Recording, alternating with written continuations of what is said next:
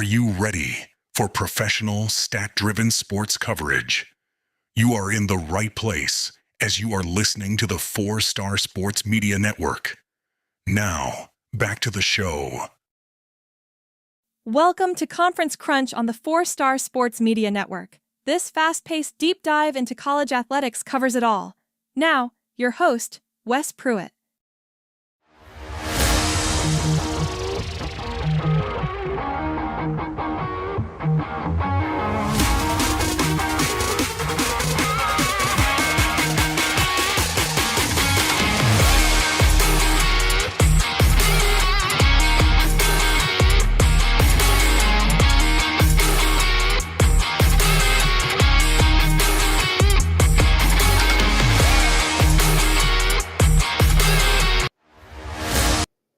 Welcome into the show, folks.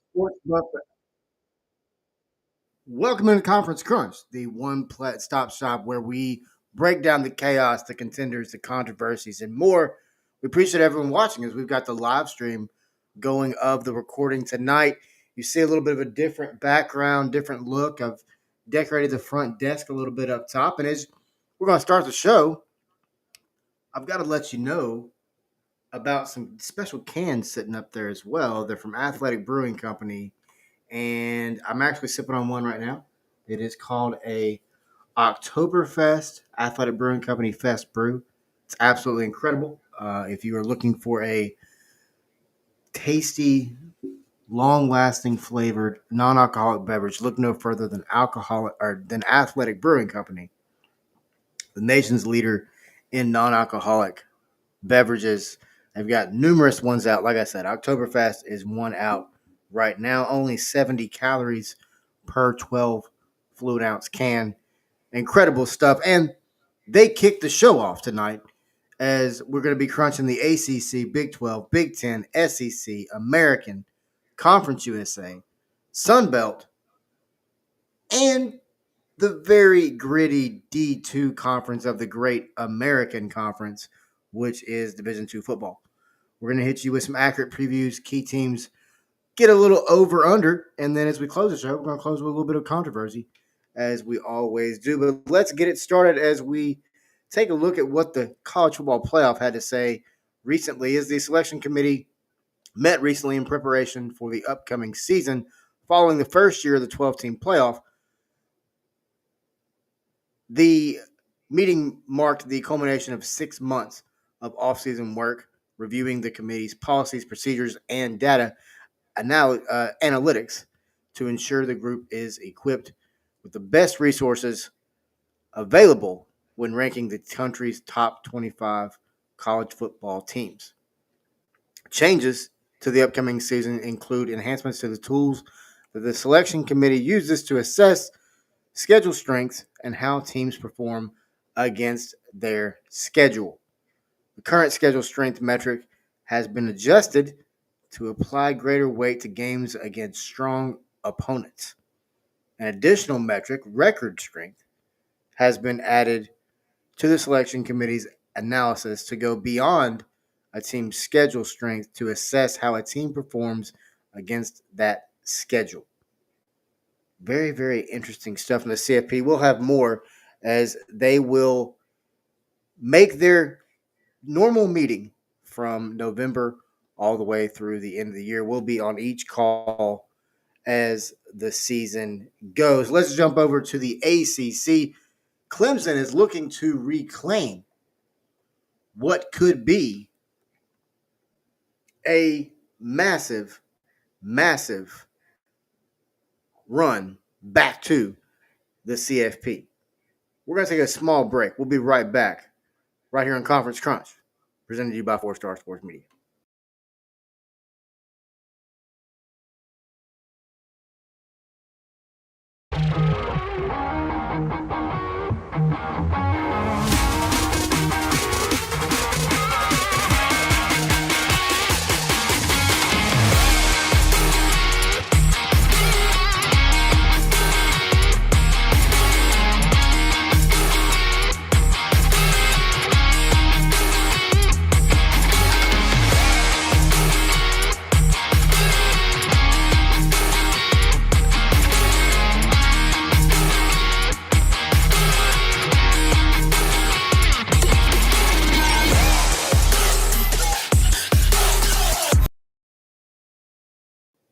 All right, so we were talking about the ACC. Clemson looks to reclaim the championship again, and it was a hell of a matchup last year against SMU, and SMU was in their freshman season of the conference along with Cal and Stanford last year.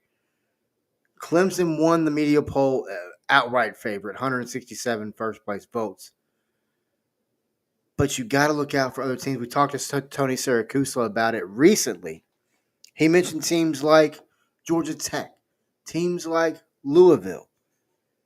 Georgia Tech could be a sleeper. Voted fourth in the poll. Offensive line really is pretty well intact. It returns. Top 20 rushing attack. 203 yards per game last year. You look at the October 11th game against Clemson, could decide the title. When you look at the ACC as a whole, most returning starters league-wide, they average around 14 starters back per team. That's a lot of parity, folks. Clemson could dominate. You could see a team like Miami sneak in there. He mentioned Miami. Mario Cristobal, what will he do? Beck, new quarterback there. What will he be able to do? SMU, another team you can't sleep on, averaged a little over 38 points a game last season. The ACC is one to keep your eye on. 11 Tigers from Clemson were named to the All-ACC team. They threw for a little over 2,800 yards last year. Defense allowed just 21 points per game. Obviously, Clemson is the cream of the crop, but when you look at the ACC, it is one that you cannot sleep on. You've got it. There is a gap, like Tony and I talked about. There is a gap. But then once you get to that gap, there's a hell of a lot of excitement in this league.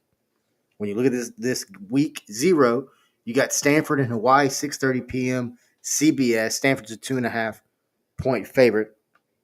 When you look at the over-under, 50.5 points for this game. We'll talk more about over-under and things like that coming up here in a little bit. But it's going to be weird watching a Stanford game. A Hawaii game at 6:30 at night. It's just going to be weird. I would much rather start that sucker about 8 o'clock in the morning. But it is what it is. All right, let's shift gears to a wide open Big 12. As the Big 12 announced that they are launching a Big 12 quarterback club to celebrate the league's rich history of field generals and its depth at the quarterback position this season. The Big 12 is home to a nation-leading 9 returning quarterbacks who threw for 2,400 yards or more last season, as well as marquee newcomers who will bolster the Big 12 club for the 2025 season. Additionally, this year's slate of Big 12 quarterbacks feature the most signal callers of any conference in America on the Davey O'Brien and Manning Award preseason watch list. Quarterbacks that have amassed 194 wins in their college careers.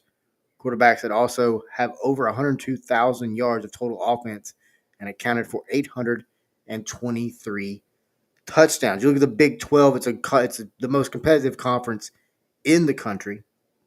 You look at it over the last its 30th season this year. The conference will use the Big 12 quarterback club to celebrate legendary signal callers throughout its history. Since 1996, the Big 12 has seen 5 Heisman Trophy winning quarterbacks on to 6 Super Bowl winning teams, 34 signal callers selected in the NFL draft, 10 consensus All-American selections, 4 enshrined in the National Football College Hall of Fame. It's a battle royal, 16 teams. There's really no clear favorite. Yes, you could say Arizona State after what they did last year. Of course, Scadaboo's gone. Sam Levitt does return. Some people project them roughly 9-3. They're losing a 1,500-yard rusher last year in Scadaboo, but the defense, 32 sacks, top 40 in sacks last year, 32 total for the year for Arizona State. You would say they're the favorite, yes, but you look at contenders. I've talked about Texas Tech. People don't understand why. They're 8-4. That's a projection. Projected 8 wins. A projected 8 wins, you possibly could make a college football playoff. Kansas State as well. You look at Kansas State. We'll talk about them in a minute. They've got an interesting matchup as they hit the road over to Dublin over to Ireland. It's going to be a lot of excitement over there. But you look at Avery Johnson, dual threat quarterback, 2,200 yards plus as a freshman. And then you look at potential sleepers in this league. You can't sleep on Utah. 15 starters coming back and a dominant defensive line. Only allowed 19 points per game last year. Very, very interesting team. Very intriguing football team, and one that cannot be slept on, and that's Kyle Whittingham. Consistency, continuity there at Utah. Team to watch in 2025. And then you look at the Big 12 averaged 30.5 points per game per team last season. That was the highest among Power 4 last year. It's the most unpredictable conference. Who emerges? Who comes out of the Big 12 as the winner? Well, this week we see two games. You got Fresno State at Kansas. Kansas will be unveiling the new renovated stadium. It's going to be a lot of excitement. 5:30 p.m. on Fox. Kansas is currently a 13-point favorite. Over under for that game is 50.5. Then you've got the big game, Dublin, Ireland, ESPN, 11 a.m. following game day, big time football. Number 22 Iowa State, number 17 Kansas State. Kansas State's a 3-point favorite. Over under in that one is 51.5. Very interesting stuff there. We've got a graphic out now. We've got multiple graphics out. We're going to continue to keep them out throughout the year. But you look at week 0 in college football, and the excitement should be there. The excitement should definitely be there. It's here. And when you look at, as we go through the conferences, we're now to the Big Ten, and it's the Big Ten that they're the cream of the crop. They won the last 2 national championships. It's a 16 or 18-team conference now. You look at Oregon, USC, UCLA, and Washington coming in. Obviously, Ohio State sits atop. Projected another 11 wins. Jeremiah Smith, top 5 wide receiver. Caleb Downs, incredible safety. 70% of their production is back from an 11-2 squad national championship, by the way. But you look around this league, you look around the country, you look at blue blood programs that are having to replace a quarterback, that have a new quarterback in place. You look at Oregon, you look at Ohio State. We're going to talk about the SEC in a minute. You look at Georgia, you look at Alabama. A team that does not have to do that is Penn State. Their defense was really impressive last year, 13.5 points per game. Drew Aller is back.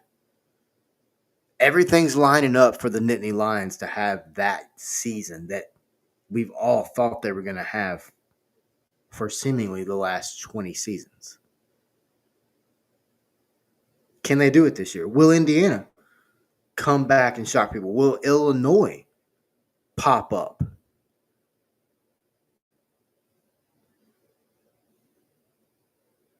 They have an average SP plus rating of 12.5 at the highest in FBS.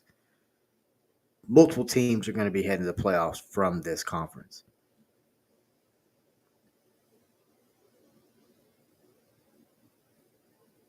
Fernando Mendoza, 25-plus yards, is what's projected for him this year. Keep an eye on him. Young man can really, really, really play. Let's head over to the SEC. Let's head down south. 16 teams. Obviously, you got Texas and Oklahoma. Now they're in year 2. Pick Texas to win the title, edging Georgia by just a smidge. Projected 10 wins for Texas. The question is Arch Manning. You look at Arch. Arch has been bred to be what this season is going to be. He's waited. He's sat there for 2 years. He's gotten ready. Now it's his time. If there's any signal caller in the country that I have more faith in, it's Steve Sarkisian. There's none. Steve Sarkisian, in my opinion, is the best signal caller in the country. Hands down. But you look at this thing, like I said earlier with Miami, Carson Beck is now gone. Gunnar Stockton's there. At Georgia, we saw a snippet of what Gunnar could do last year in the bowl game. Alabama, second year under Kellen DeBoer. What will he be able to do? He had a very high-powered offense at Washington, which averaged about 35 points a game.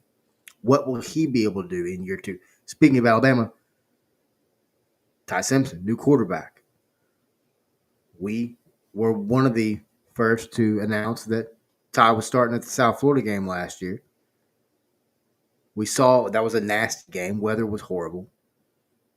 But we got a snippet of what Ty could do. And really, if you look at Alabama, you look at last year, you look at how everything transpired there.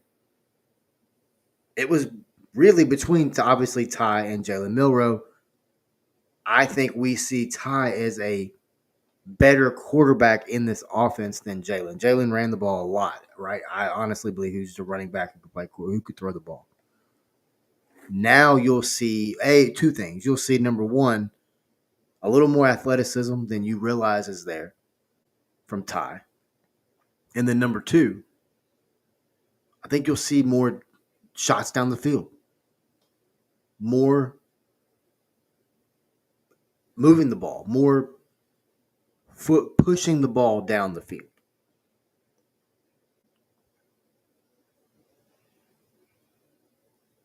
What will LSU do? They start out with a tough one, Clemson. Projected 8 wins this year. Is the SEC still the king of college football? If you look at it from a national championship perspective, you would have to say no. If you look at the Power 4 conferences, there's really no conference where there's an outright obvious, you can tell me today, August 20th, who's going to win that game. Who's going to win the conference? You can't. You could say Texas, you don't know that. You could say Clemson, who knows? You could say Ohio State, who knows? You could say Arizona State, no one knows. But moreover, if you look at the power crowd, then now you look at the group, I guess it's group of 6 now. And we'll start with the American. Last year we saw Army and Navy, just a resurgence from those two programs, which I loved, by the way. Tulane, elite defense, new quarterback comes in from BYU. We know what John Summerall can do as an offensive play caller.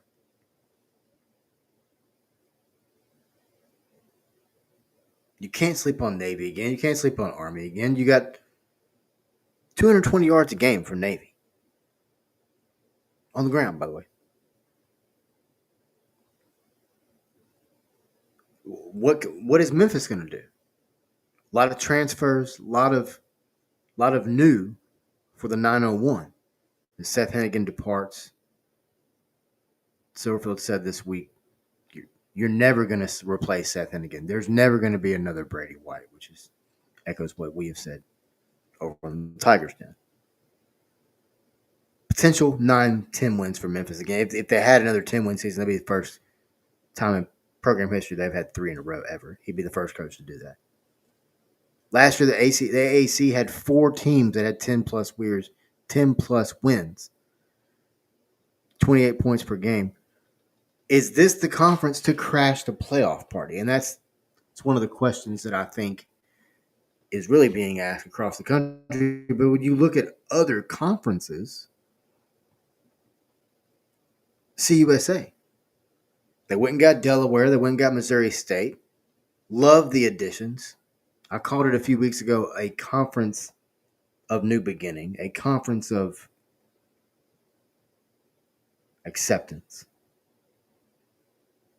Obviously, Liberty, Jimmy Chadwell, what will he would do?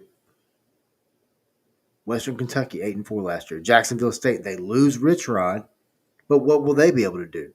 About 307 yards a game last year. passing attack. They push the ball down the field for sure. You look at sleepers in this league. You look at, can Delaware come in and make noise if you don't get their helmets confused like the guy did over on College Football 26? He chose Delaware. He thought it was Michigan. 9-4 last year for the Blue Hens. I'm excited about watching this league. I'm always excited about watching CUSA, but you look at this league from a whole, and this is a lot of fun. You got Sam Houston State at Western Kentucky, 6 p.m. CBS Sports Network. Western Kentucky's a 10-point favorite. Over-under for that game is 60.5.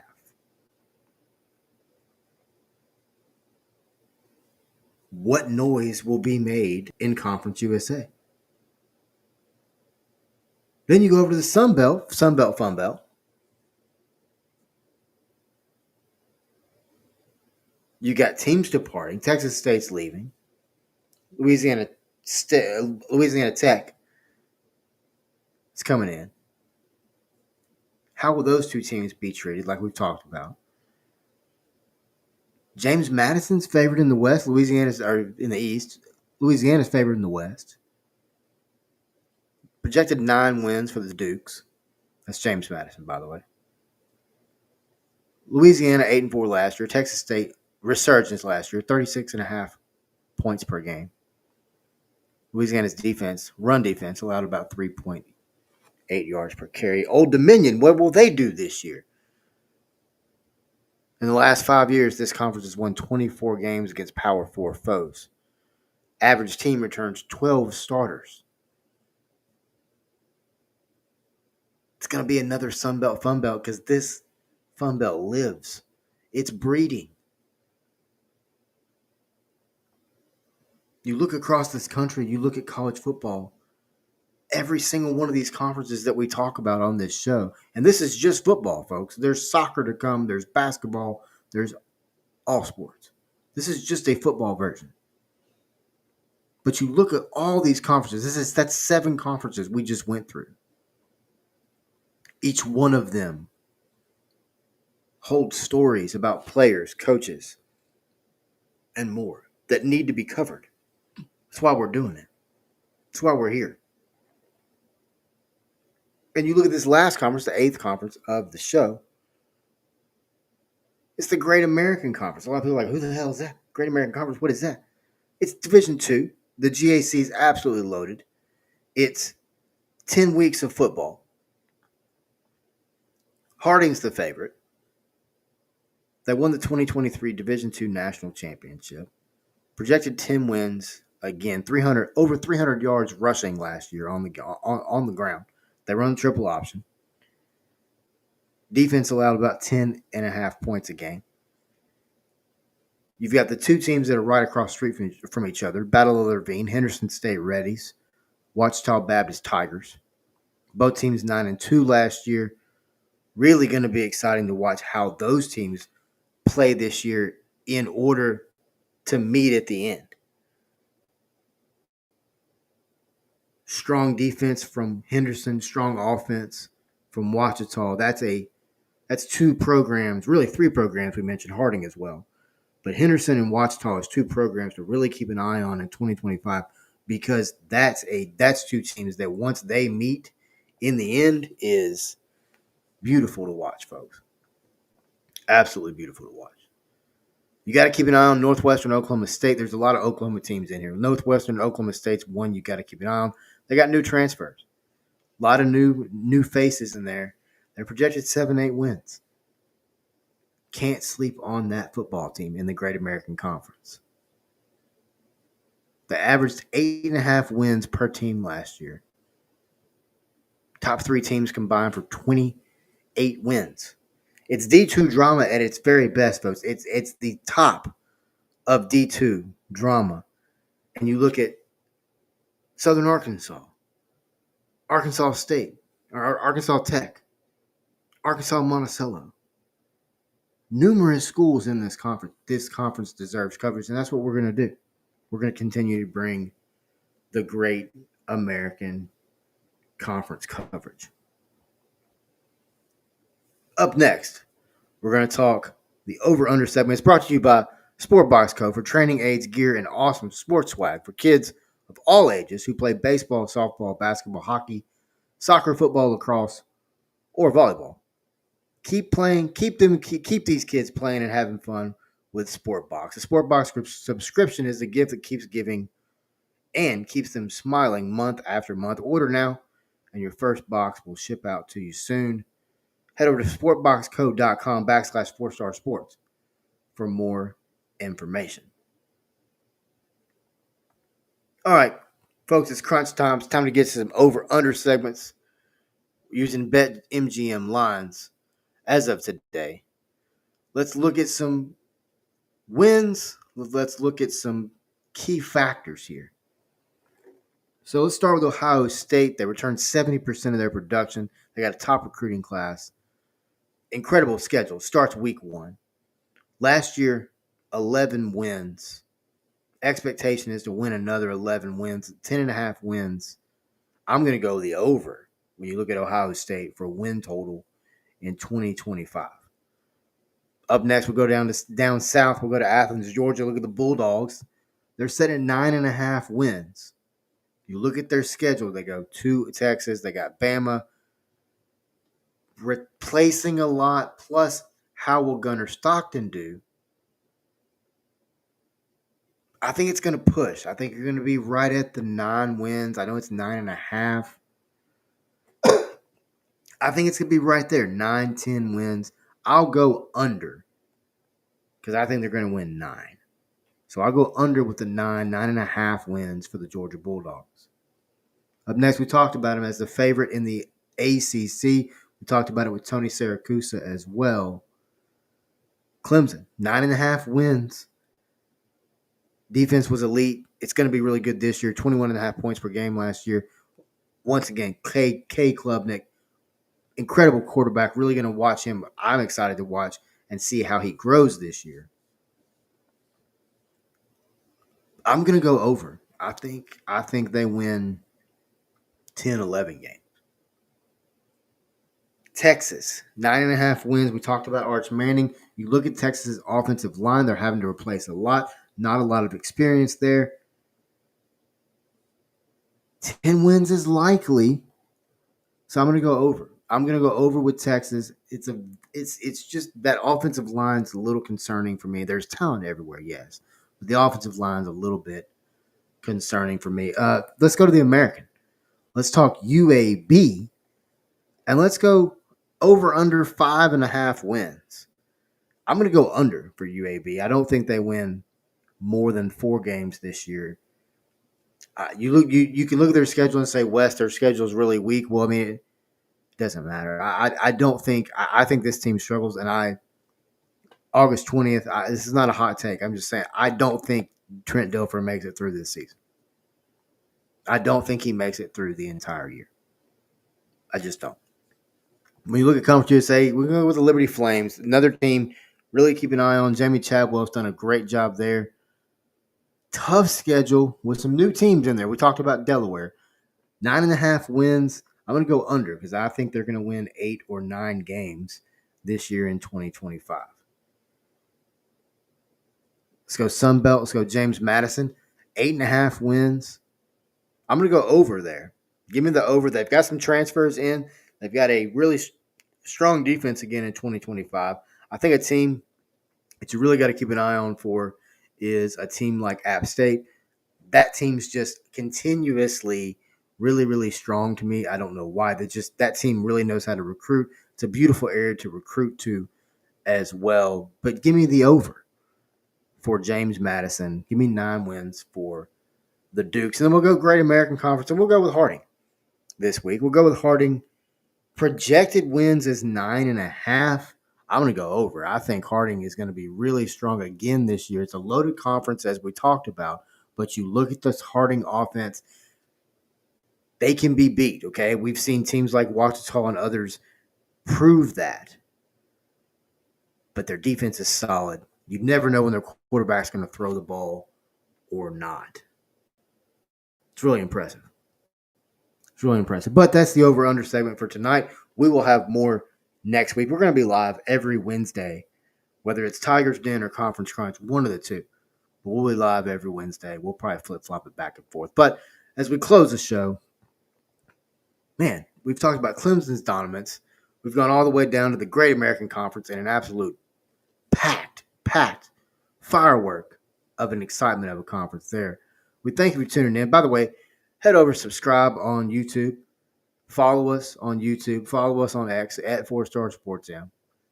We thank you once again for tuning in. We appreciate everyone watching and listening. Like I said, we're just doing a live feed of the recording of the podcast. Like I said, we appreciate everyone watching. But before we go, I want to get a little controversial as we close. And there's two different topics. Oddly enough, they both kind of surround the Big Ten. The first of which, we talked a little bit about Tony with it this week, but Big Ten's pushing this radical idea, 2018 playoff, giving themselves and the SEC 7 automatic bids. I mean, you're basically turning it into an invitational for 2 conferences. And this isn't about being fair or not. This is about greed. The SEC continues to claim that they're the best conference in the nation, which I don't know. You hadn't won 2 national championships back to back, so you can't say you're the best because Big Ten, the last few years anyway, it's been the best. But that's, like I said, without a title in the last 2 years, you can't claim that. But then you look at this realignment mess, and it's just these 2 people just butting heads. The Big Ten's idea frustrates executives, and it could kill parity. But at the same time, you're pushing everybody else out. You're pushing everybody else out, and you're making the sport unrecognizable. The power grab is slowly fracturing what we know as college football. Then you add in the $20.5 million, which just going to tell it like it is, folks. Colleges are gonna find a way to get more money. They're spending more than that now.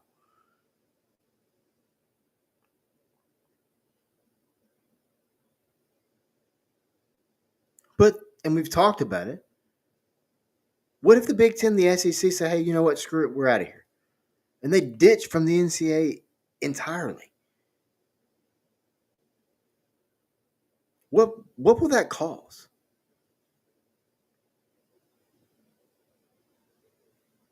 It's going to cause more fraction. It's going to cause more division. It's going to cause more teams to be left out.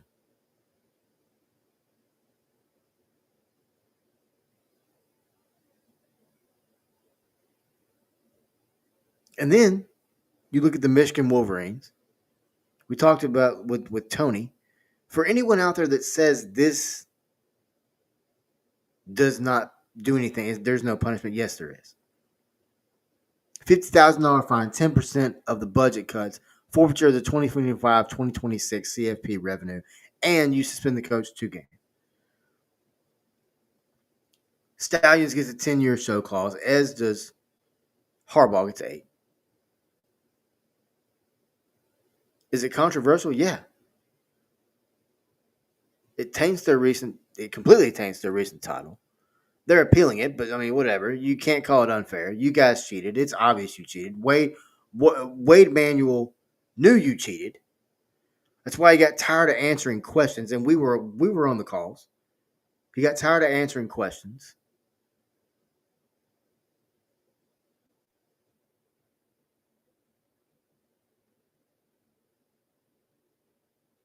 But if the appeal fails, how does this impact Michigan's season? Or can they rally? Is it a rallying cry and they get a revenge tour?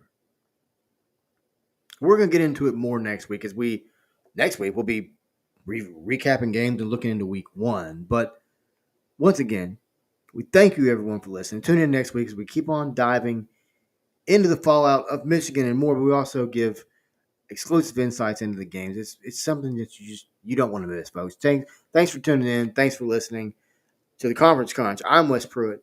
As always, folks, stay crunchy.